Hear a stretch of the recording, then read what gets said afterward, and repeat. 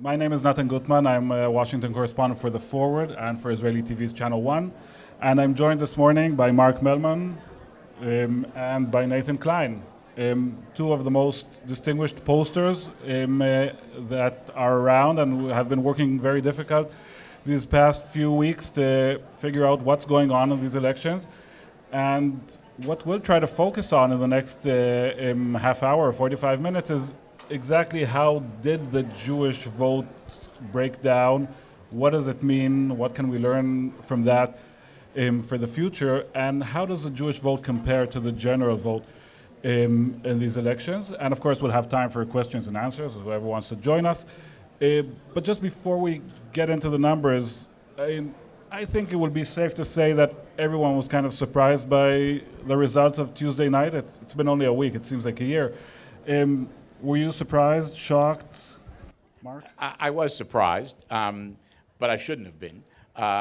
Because if you look at the polling that was done, showed that on average, Hillary Clinton was about 3 points ahead in the polling.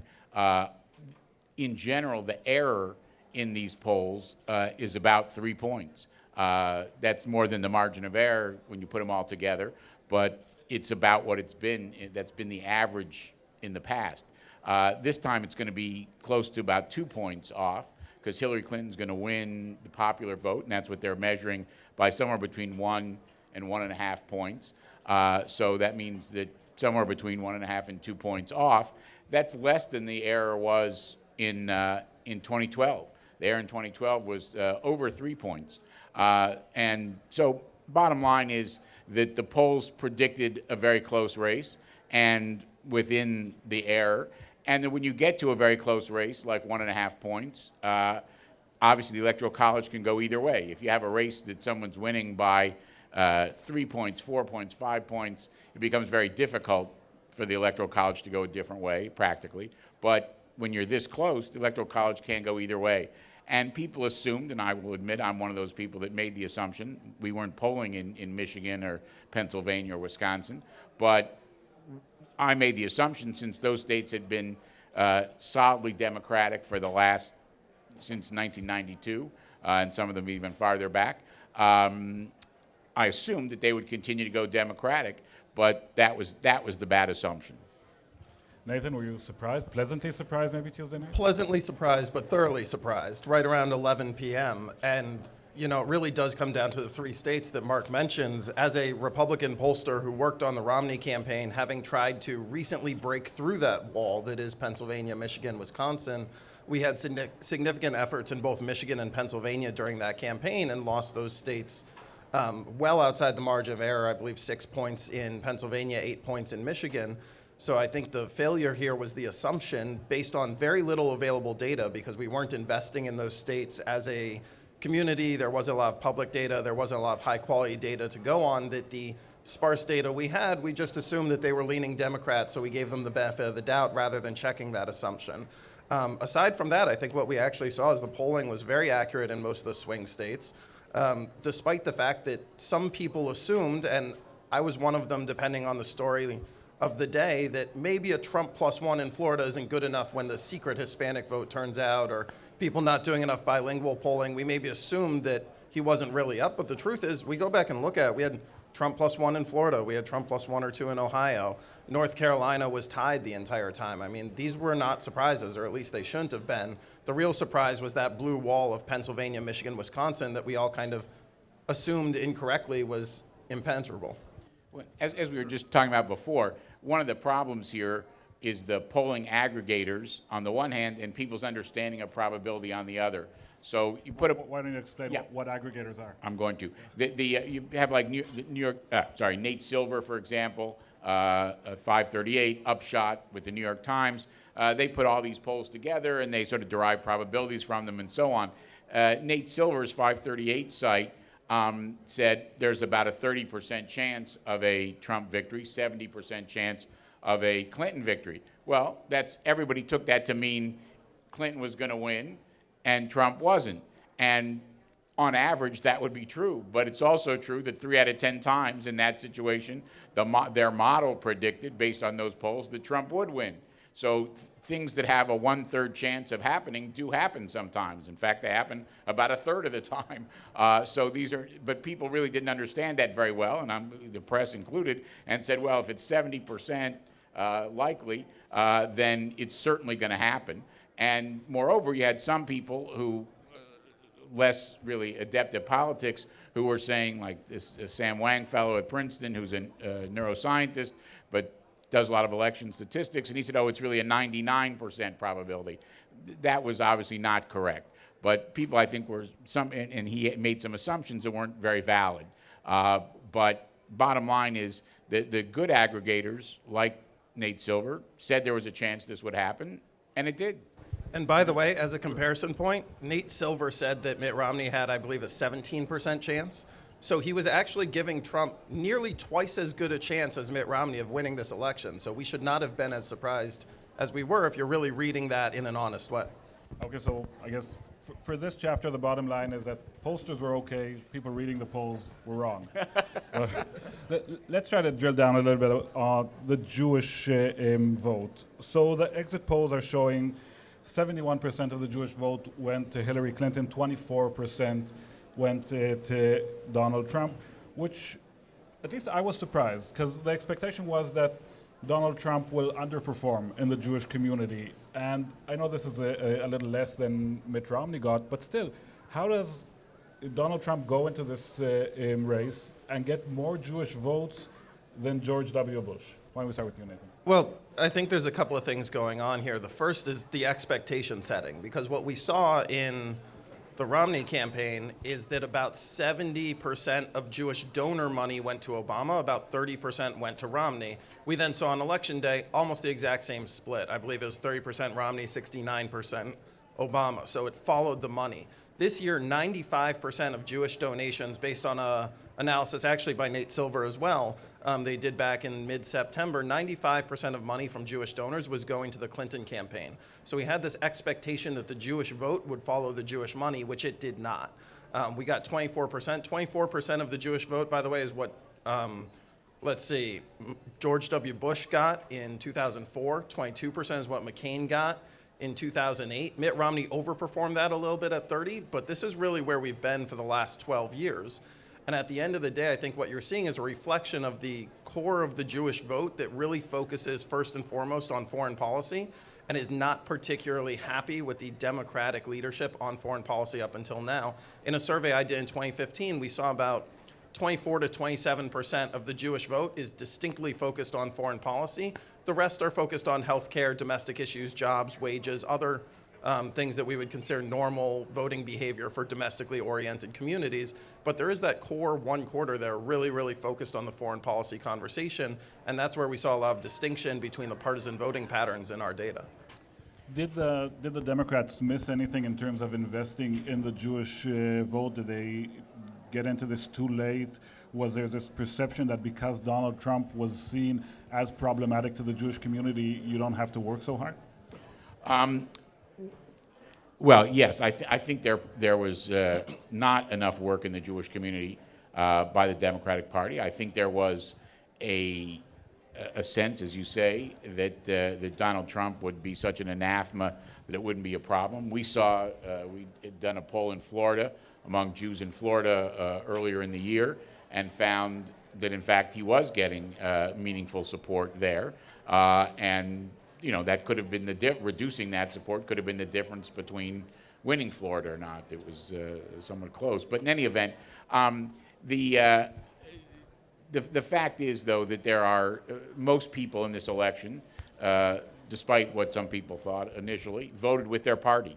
Over 90% of the Republicans voted for Trump. Over 90% of the Democrats voted for Clinton.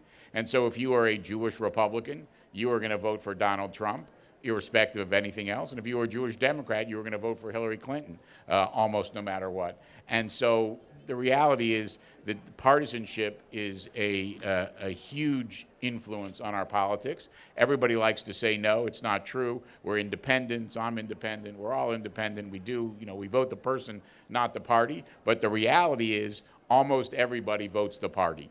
There are some independents, and they can make a difference. And the truth is independents this time went with Donald Trump. But most people who have any sense of party identification at any level tend to vote with that party in overwhelming numbers. So you mentioned Florida, and I'm just wondering if there is a sense that if the Jewish vote would have shifted from 24% to 18%, from 24 to 30, would that flip any of the states? Is there a Jewish population significant enough in any of these states that these small differences could make a difference on election day?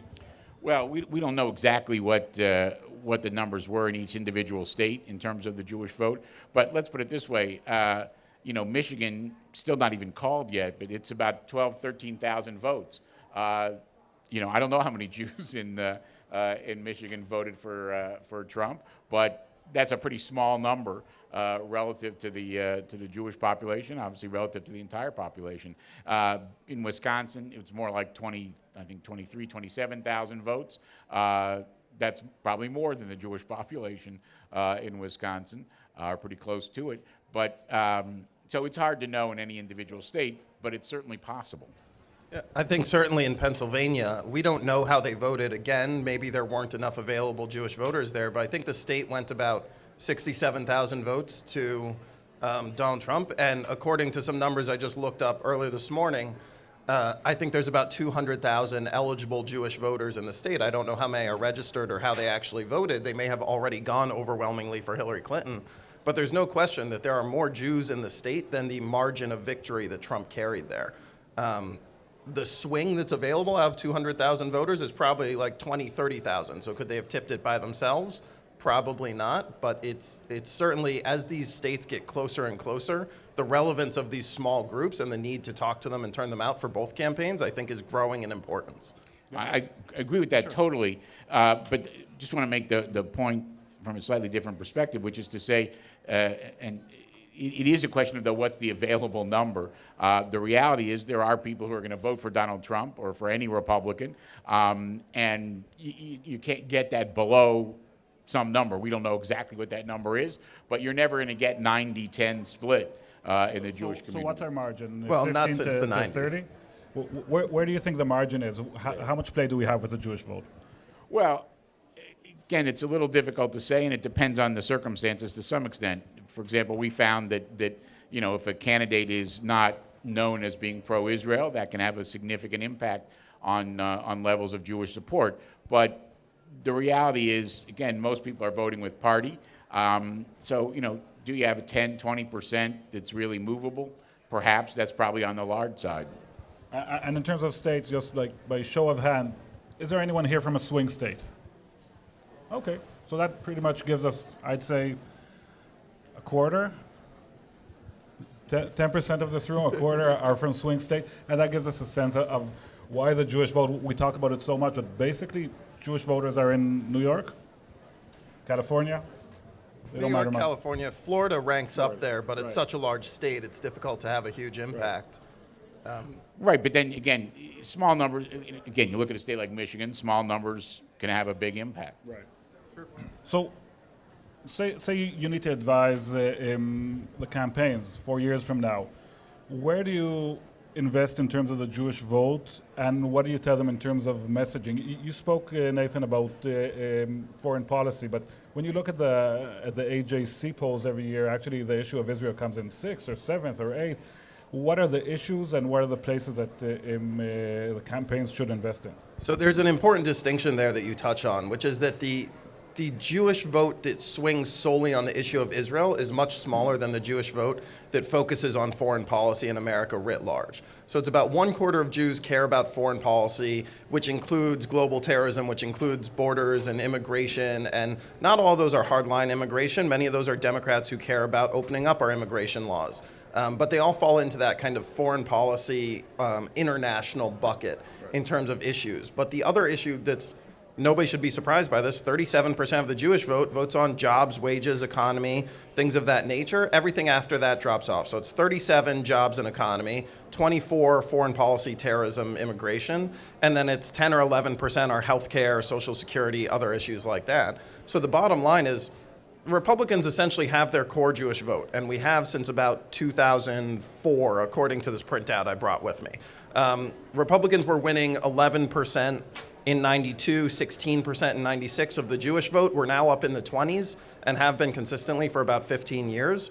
So 24 for Trump is very much par for the course. The truth is, though, if we want to grow to 35, 39%, which is where we were with Reagan and those administrations, what we really need to do is have an economic policy that reaches out to the Jewish community, because the folks who are going to vote Israel are going to vote Israel. The folks who are going to vote foreign policy, we've kind of really got. What is an distinction economic there. policy that fits the Jewish voters?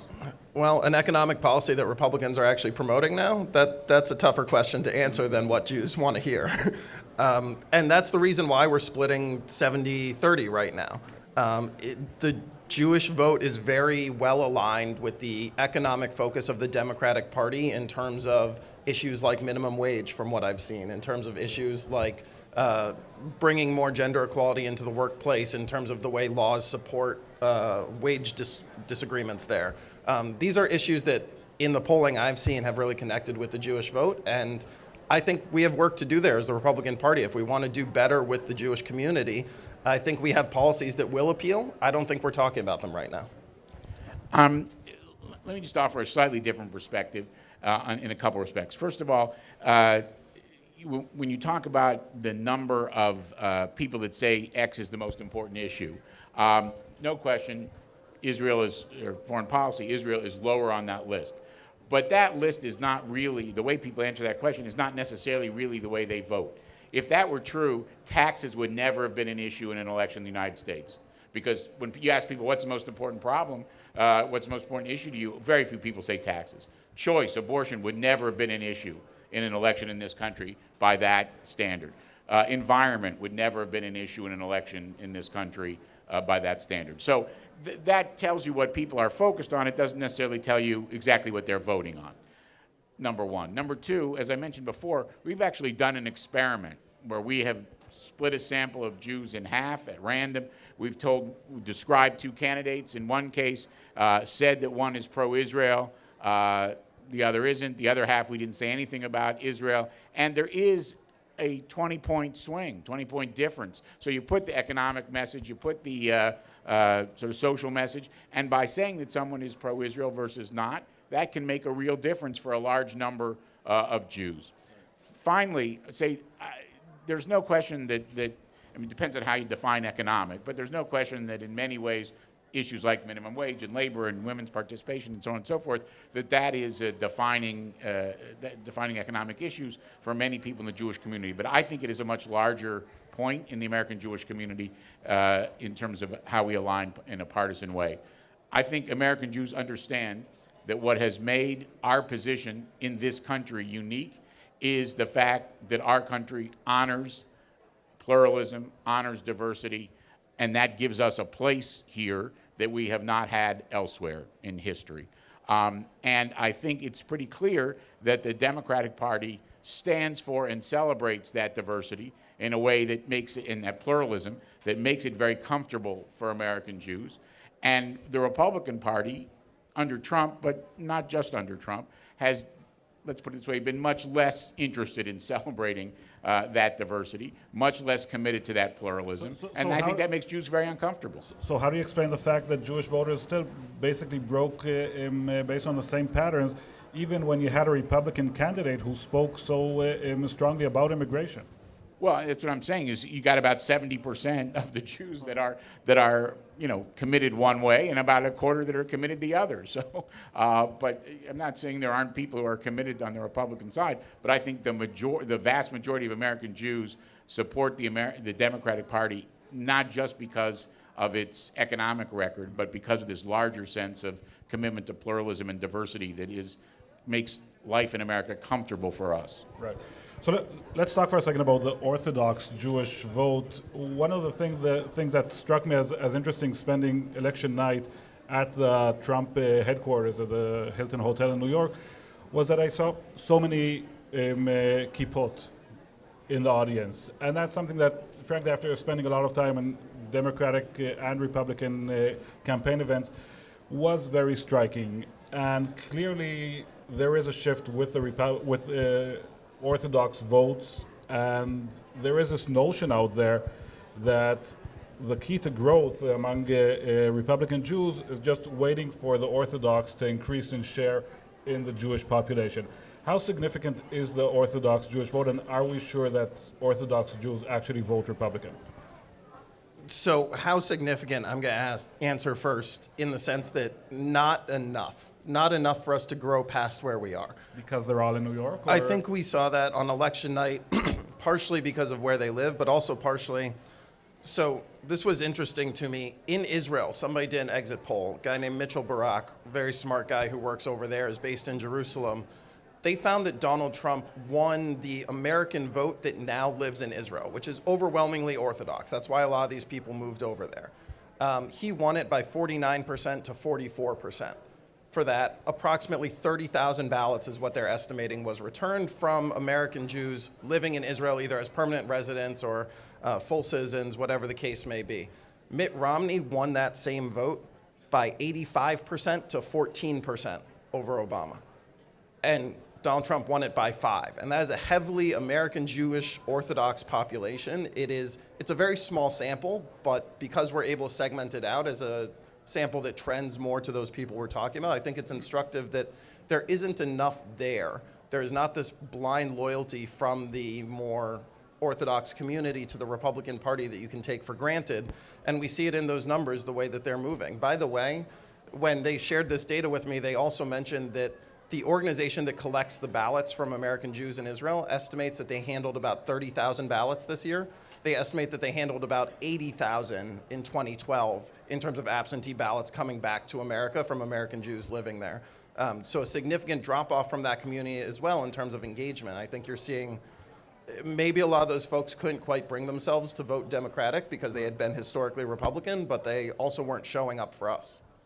Well, I just say I had some very dear friends in Israel who've lived there for 30 years who actually paid $18 to Federal Express their blank ballots back to the U.S. because they couldn't bring themselves to vote for either candidate, but they wanted to participate, so they paid the money to FedEx to send back blank ballots. Anyway, look, as an Orthodox Jew, I would love to tell you that anybody could wait because there's, we love to have Orthodox triumphalism, but the reality is Orthodox Jews represent only about 10% of the American Jewish community. But they are growing slowly. They're growing, but even if growing, true, but growing from 10 to 12% would be a huge growth, but it's still only 12%.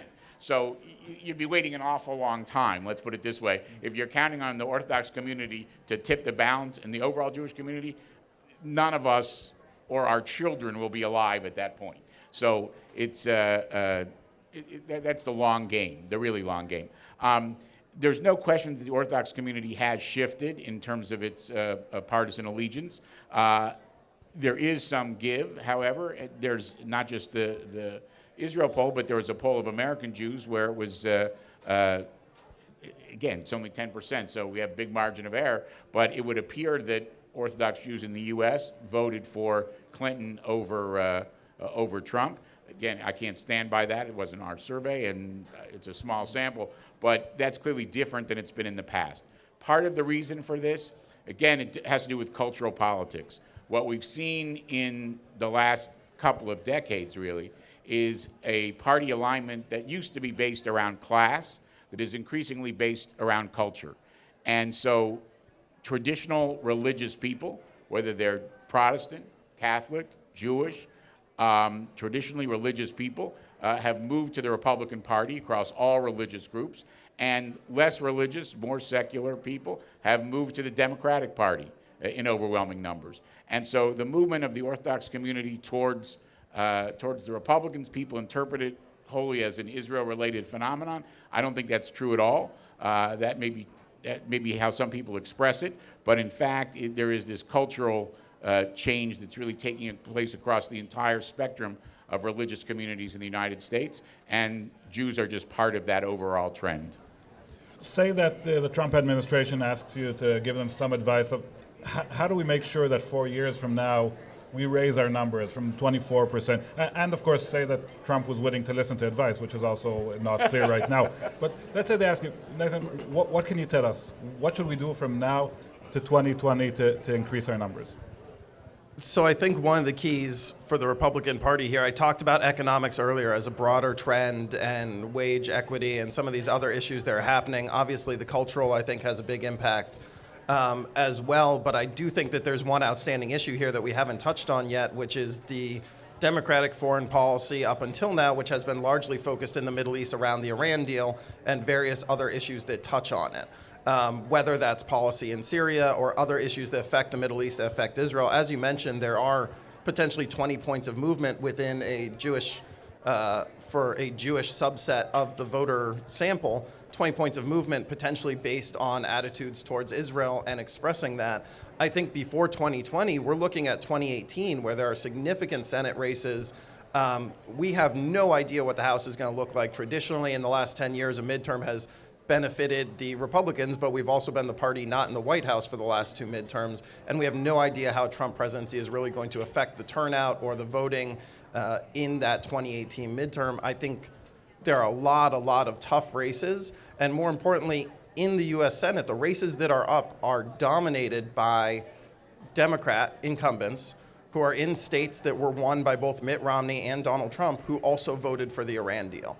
And I think for that reason, not just within the Jewish community, but as a broader theme, I think it's going to become something of a unifying theme from a messaging perspective within the 2018 cycle. And it's obviously a conversation that has a lot of strong opinions within the Jewish community. When we polled this, we found 44% approve of the deal, 47% disapprove within the Jewish community. So there are deep divides. A lot of those people felt that way strongly. By the way, overall, nearly 60% of Jews approve of the job that Obama has done as president. But on this specific issue, we're closer to that 50-50 split. I think you're going to start seeing that discussed more as an issue that I think Republicans are going to look at as a way to try to realign some of those voters into their coalition. Right. Mark, what would you say to Democrats? What do they need to do between now and 2020 to increase this number from 74% to 80, 85? Well, getting to 80, 85 is going to be very difficult, so got to be realistic. There's an Israel component to this that's very important, and foreign policy component to this is very important, but there's also the sort of cultural differentiation, the differentiation with Trump and Trumpism on these cultural issues. And I think, the fact that we have an anti-Semite in the White House ought to be a clarion signal to the American Jewish community. Not everybody will take it that way, but we'll see what actually happens with this administration. Obviously, there's a lot, we don't know much about what's going to happen in this administration. We'll have to see. But if you're saying that the Israel issue is part of this, is one component, does this mean that Democrats will be better off with a Hillary-like candidate rather than a Bernie-like candidate? In the American Jewish community, I think there's no question about that. So if there are any questions, I think we still have a few minutes here, and we have two of the best experts around here. So if anyone in the audience has any questions about Jews and numbers? Or the election. Yes, ma'am, please. It's not a question about numbers, it's about your last phrasing of an anti-Semite in the White House. Mark. How do you think that reverberates to people hearing it? I mean, my immediate reaction is it shouldn't be said. My second reaction is, what specifics can you give me? It's just he is our president-elect. No, I'm sorry. I should have been clear about that. I'm not talking about Donald Trump. I'm talking about his chief strategist, Steve Bannon, who, and I will say, normally there isn't normally a title chief strategist in the White House, number one. Number two, usually the chief of staff is the ranking person in the White House. That's Reince Priebus. But I will say when the transition team put out the announcement, Steve Bannon's name and title was listed first, and Reince Priebus and his title as chief of staff was listed second, which would suggest that the administration, or at least the transition teams, sees Steve Bannon as the more important guide for the administration. And look, people may want to argue about whether Steve Bannon is an anti-Semite. It's an argument one can have, but I think if you look at his stewardship of Breitbart News, you don't even have to look at his ex-wife's comments in her testimony, but you can look at Breitbart News and decide for yourself whether you think it has anti-Semitic overtones. I think most people think it does, and I certainly do. But I was not referring to Trump. I was referring to Steve Bannon. Jaime? Comment is that I'm not sure that Trump did not underperform in the Jewish community, because you have to take into account two things. First, the demographics, meaning that the Orthodox portion of the Jewish vote has grown, and the expat Israeli portion of the Jewish vote has grown, and both of these groups are decidedly pro-Republican. And in Florida, for example, there are tens of thousands of ex-Israelis who, from anecdotal evidence at least, they voted for Trump. But my question is, even if the average of the polls was more, closer to the mark than it was in 2012, the fact was that during the campaign, on this very same day, there were you could have polls that came out from reputable pollsters. One said plus 1% for Trump, and another said plus 6% for. I mean, there was a wide gap, and in the states it was even worse. In the states, there were sometimes gaps of over 10% by reputable pollsters on the same day. Now, it's very hard to convince. First of all, it's very hard to understand how that can happen if all of the pollsters are going about their business as they should. And second of all, it's very hard to convince the public that the polls really mean anything if you have such a large gap.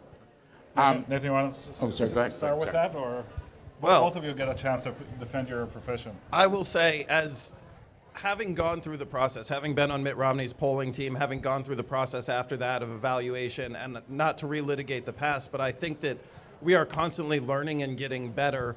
The big challenge is that the barrier to entry to the polling field has dropped so dramatically. There was a time pre-internet when you had to really know the Secretary of State. You had to have somebody travel to counties to collect phone numbers. You had to do these things by mail. It could take a month to do some of them. There's one poll in Ohio that still does it by mail, the Ohio Columbus Dispatch. So there were a lot of challenges, logistical challenges to conducting polling. Today, anybody who's willing to spend $2,000 and knows the right company to reach out to can collect 500 interviews from a state. And what you do with those interviews is very difficult to control. I think one of the challenges we have with public polling, a lot of it is done for the sake of the free advertising you get when somebody picks up your polling, which means a lot of it is done at a very, very low methodological level. You're getting a lot of online samples that aren't balanced. You're getting a lot of robocalls. So the big challenge with the public polling is that when you mix the good with the bad, it becomes a very jumbled picture. It's one of the reasons I strongly believe that from a conversational perspective, as we discuss horse race or other issues, we really do need to be looking more at the aggregators like Nate Silver that Mark mentioned earlier did a pretty decent job with this election. But the other challenge is, I'm not going to sit here and give you a list of organizations I trust and the ones I don't. I expect you to write it down and check that a year and a half from now when we're doing elections again. But at the end of the day, the stuff that I think we did internally, the stuff that we were seeing, the stuff that we trusted, was wrong in a couple of places.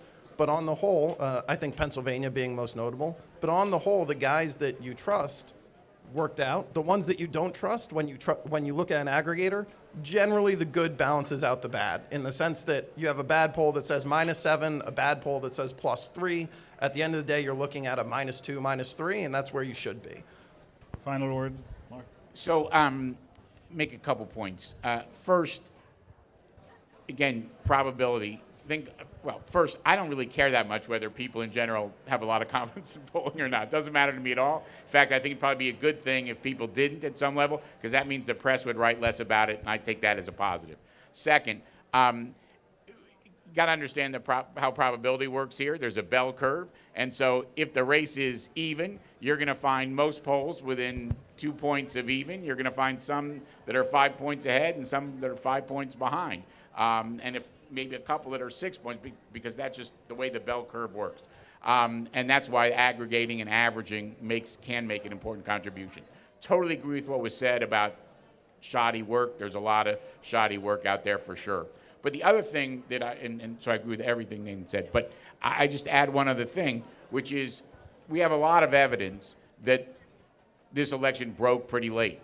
We had the highest level of undecideds that we've had in decades. Okay, 12% on average in the polls were undecided going into Election Day, higher than it's been in the past from through the most of the 2000s. We had more like 3% undecided. So a lot more people were undecided. Hillary Clinton picked up votes from the final polls averages to Election Day. She gained, and Trump gained more. And the exit polls suggest that people, particularly in those key states that decided late, decided for Trump. Now, whether they decided for Trump because that's really what they wanted, or whether they decided for Trump late because they thought Hillary was going to win, as most people did, and said, well, I can cast my protest vote with no consequences, or any number of reasons that could have happened. But that seems to be in part what happened. And so, again, when one's looking at polling, we overemphasize the margin. People overemphasize the margin. That's not the only thing that's important. It's important if you're looking at a state race with a senator or a governor, member of Congress, where is that incumbent? Incumbents that are at 40% are in a lot of trouble. Incumbents that are at 60% are not in so much trouble. But if you're an incumbent at 40% and your opponent's at 20%, that's still pretty bad for you as a 40% incumbent. So again, even though you have a 20-point margin. So the margin is not the only other thing to look at. You got to look at, again, where the incumbent is. You got to look at the number of undecideds and how they're aligned and which way they're going to break. All these things are important in analyzing polls, not just the margin. Okay, time for one more. With apologies for bringing it back to South Florida, as a Miamian, have you done any analysis of the Hispanic vote, knowing that in Miami it's not a homogeneous Hispanic vote, the Cuban versus Colombian and others? Thanks. Hispanic vote in Florida, yeah. Go ahead. Sure. We have done quite a bit because it's a group that everybody wants to win at the end of the day. There are three things that Republicans care about when they're trying to win Florida. Is they want a good margin in the I-4 corridor, they want good turnout in the Panhandle, and they want break even with the Hispanic vote in the South. Those are the three things that we care about. When we do look at that, what we have seen is that the non-Cuban Hispanic vote has trended very, very closely with what we're seeing in the national Hispanic vote. The Cuban Hispanic vote in Miami has actually been trending closer and closer to Democrats as the younger generation of Cubans has aged into the electorate. What we're seeing is Cuban voters over the age of 50 act the way you would have expected that community to act 10, 20 years ago. They're still very heavily GOP. They're heavily focused on that Cuban policy issue area. They were very frustrated with some of Obama's actions. But the Cuban vote under 50 is acting much more like a traditional Hispanic vote that we're seeing nationally than it is acting like that Cuban vote, which was the initial wave of immigration. I don't know if you're seeing anything differently, but... You know, I agree totally. I just add the following. At the national level, there's been some dispute about the level of support that Trump got from Latinos. I believe the exit poll was at 29 or 24. Yeah, just under 30, somewhere in the high 20s. I think it was 29, 28. A Latino firm that does exit polling said, no, it's really 19. The truth is probably somewhere in between because exit polls are not good. I may have said this already, but exit polls are not good at looking at geographically concentrated populations. That includes Jews, honestly. It also includes Latinos. And once we can put together the state exit polls and the national exit poll, which will be many months from now, we'll have a much better idea even of what that poll actually showed, or what those polls actually showed. But chances are the 29 is too big. Chances are the 19 is too small. Thank you. Okay, so I guess the only takeaway we have from here is that if you're frustrated about the elections, don't take it out on the pollsters. It's not their fault. It's your fault. Amen. You don't know how to read polls. Thank you so much. Nathan Klein, Mark Mellman, thanks so much. Thanks.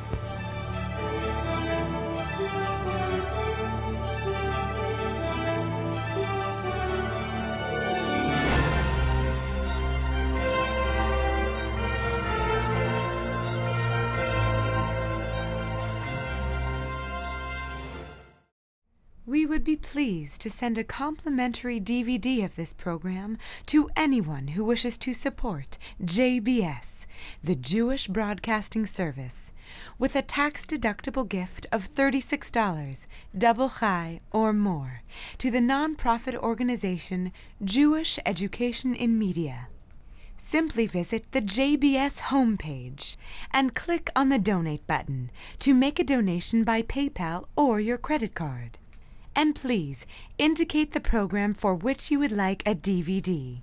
Or you can send your tax-deductible check made out to JEM, to Jim, Post Office Box 180, Riverdale Station, Bronx, New York 10471. And again, please remember to indicate which program you would like to receive with our compliments. And we thank you for your kind support.